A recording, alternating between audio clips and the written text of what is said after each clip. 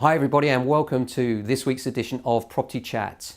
Today we're going to talk about HMOs or houses in multiple occupation. The rules have changed. What does it all mean? Stand by.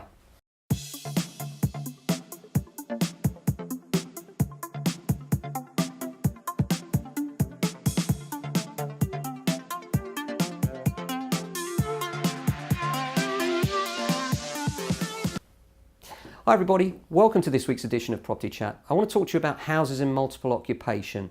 Now the rules changed as of 1st of October 2018. A house in multiple occupation used to be known as 5 or more people forming 2 or more households over 3 or more stories. Now to put that into a scenario for you, imagine you've got sharers in a house and you've got one family, which counts as one unit, and then an individual sharer as well living with them. That would be 2 households.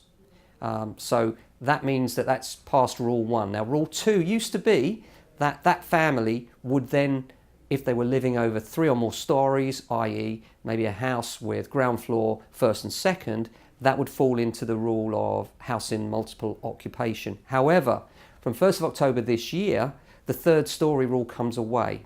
So what that means is that now you could really very easily find yourself falling foul of the rules and actually be a house in multiple occupation, and it is a criminal offence, so you need to be quite careful. How do we police this? Well, we need to establish who is living in each property. When you do your inspections, landlords, you need to be going in and determining who exactly lives in the property. Make sure they are the people that you have named on the agreement, and maybe you need to serve notice if you are a house in multiple occupation and you have 2 or more households sharing now 5 or more people. So the rules once more, 5 people. If there's 5 people and they form one household, it's fine. And that means if it's a family unit living together, could be cousins, you'd need proof. If they don't share a surname, again, you'd need proof of marriage or whatever else you can obtain to demonstrate that they are in fact one family unit. If they're not one family and there are 5 people or more, then they fall into the new rules of housing multiple occupation. What does this mean? Well, it means you need a separate licence. In Croydon, for instance, this licence is £250 per room, but more than that, you need to comply with a completely different set of rules regarding fire. The point being that if you have a house in multiple occupation, the risk of fire is much higher due to uncommon cooking time. So for instance, if you had 3 sharers plus another couple, that would be 5 people, you can imagine that the times that cooking was carried out would be varied, and therefore the risk of fire is most likely attached to the kitchen and cooking area.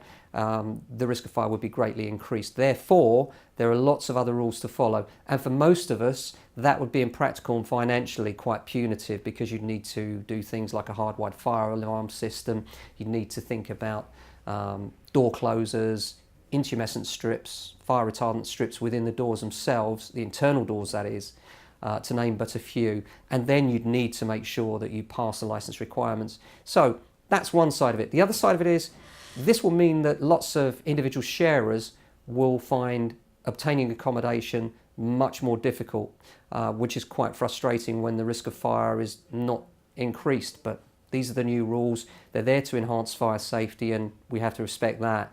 But what it does mean is that there is an opportunity for the professional landlord to take properties that they were previously thinking of refurbishing and perhaps build in the new features, as we're just advising some of our landlords of larger properties now, so that when they're renting them out, they already recognise that they're likely to be a house in multiple occupation.